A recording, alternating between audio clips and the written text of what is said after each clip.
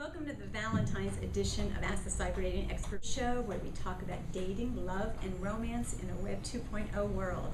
Hi, this is Julie Spira, author of The Perils of Cyber Dating, Confessions of a Hopeful Romantic Looking for Love Online. You can also find dating advice at cyberdatingexpert.com and share your dating stories.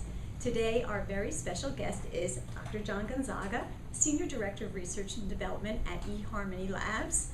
eHarmony has over 33 million, is that the correct number, registered users. Their site's been responsible for over 542 U.S. marriages a day. And John is also the editor of this brand new book, The eHarmony Guide to Dating the Second Time Around, Finding Love That Lasts. And that's something that we certainly are looking for on this show. So welcome back, John, to the show. Thank you so much for having me back. It's Valentine's Day, it's Valentine's week. I'm wearing red. Everybody's getting, really uptight. Both singles and couples feel that pressure. So what do you think is going on, and why do people feel so much pressure on Valentine's Day? Well, I think there are a lot of expectations in society for certain times of year to be really important about being in relationships. So we find that our most popular time of year is the time between Christmas and Valentine's Day, the end of February. And I think that's because you come into the holiday season a lot with families saying like, hey, are you, have you found someone? Is there someone special in your life? And from there all the way until Valentine's Day, it really is the sort of season of romance. You get New Year's resolutions, and that builds up to Valentine's Day. So there's a lot of expectations for people to be in relationships, which kind of makes it hard to deal with that pressure when it does come. And eHarmony has a special the entire month of February, right? Mm-hmm. We have Free.com month. I know, it's usually a weekend. Now Yes. we get a whole month. You can communicate go through guided communication for free for the entire month of February. And so do couples really meet during the guided communication? They do. We have, in order to open communicate with them, you do have to be a subscriber, but couples do meet and get to know each other. And it's a great way because guided communication allows you to see what their can-stands and their must-haves are, to get to know a person better, to see whether or not there is somebody that you're matched with that you want to get to know. But here's one of the questions that I have. I love you, those 3 words. Is there a lot of pressure for someone to say that on Valentine's Day? There's lots of strange pressures around the words "I love you." They're very hard to figure out exactly when the timing is because you want them to be reciprocated from somebody else. You want the moment to be special. I think one of the things that people get caught into is trying to force them into days like Valentine's Day, trying to force them into special occasions, when really what you should be thinking about is saying them when the time feels right, when you actually do genuinely feel that emotion, when you really are taking that relationship to a new level at that point. So it's about making sure it's the right time, not a special time from what everybody else thinks. But it's true, when you say I love you, you sort of want to say, do you love me back? Yes, yeah, and that's almost implicit in what you say. Right. You expect that to be returned from somebody. And same thing goes with marriage proposals. Yes. How do you feel about Valentine's marriage proposals? Well, I think marriage proposals are good whenever. As long as the marriage proposal is right for the two of you, because everybody has a unique story and a unique perspective on when they want to get together and when they want to propose and how they want to take that next step in their relationship. So if Valentine's Day is something very unique for you guys, say you met each other on Valentine's Day, maybe you want to get engaged on that day, and I think that's perfectly fine. It really depends on the couple and Right. whether they would like to get engaged on that day. Some other questions. Should you change your profile or your online dating habits in this week leading up to Valentine's Day? That depends a little bit on how you feel online dating is going for you. If you're looking for something maybe a little bit different, if you want some other people to notice you, it's always a good time to switch around your profile, to add more information about you. One of the important things about profiles is they communicate. It's the first thing that communicates who you are to the other person. So for example, we know at eHarmony that if you have a photo up, you're 8 times more likely to get communication from somebody else. And the more photos you have, the better off it is. So put up a new photo for your profile that shows who you are or shows an interest or a hobby.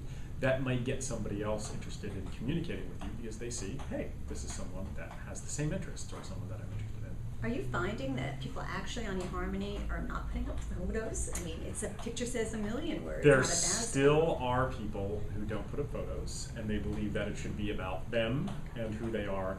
But what I think they don't realize is that the photo actually talks and shows who they are. You can see a lot about a person in a photo. Obviously, you don't want to make the photo a bad photo. You want to make it a photo but you want to make it a photo that reflects who you are. And is there a magic number? How many photos in a profile do you think is the best match? I think more is always better. I would say you'd want at least 3 or 4 to show the different aspects of yourself. I suggest to people, if you can put up 8 or 10, put up 8 or 10, because each of those photos can show a different part of who you are and who your personality is. So if your dog is really important to you, then one of the photos could be of you and your dog. If hiking is really important to you, one of the photos could be of you hiking.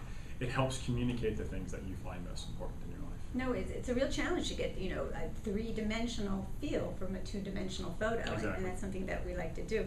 So let's talk about the book. We've got the eHarmony Guide to Dating the Second Time Around. So many of your success stories are from couples who are married the second time they're divorced. Yeah. Do you have a percentage, or do you know? I actually, ironically enough, I don't know what that percentage is. I know there are a lot of them. There are a lot of people who have come back to dating the second time around. And what we found is they have really unique challenges when they come back because of the relationship histories they have and whether or not they were around when online dating started.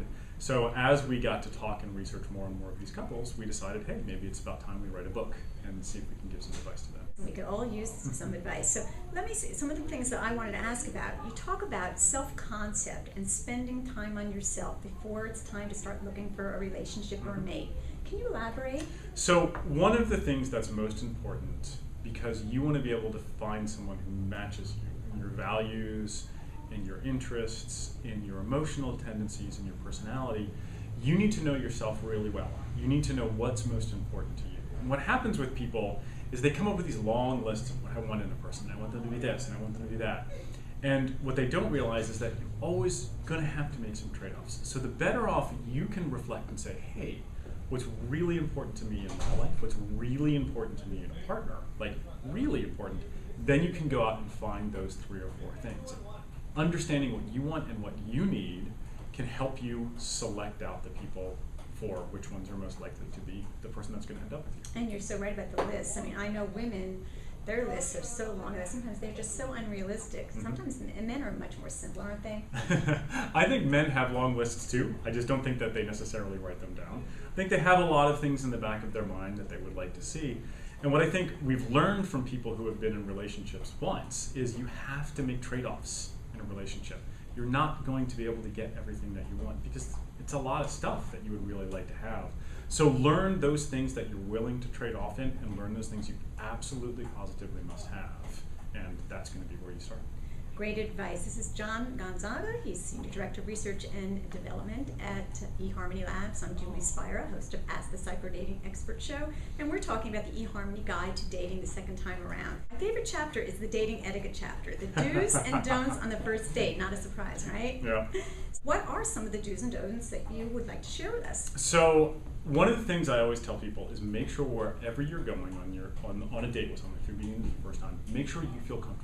Make sure you're in a place where you feel like you can be yourself and get to know somebody else. So if it's being on sort of like a restaurant that you're familiar with or a coffee shop that you're familiar with, that's always a good place for you to start because you feel like, hey, this is something that I'm used to and I'm going to feel better and I'm going to be able to come across in a better way there.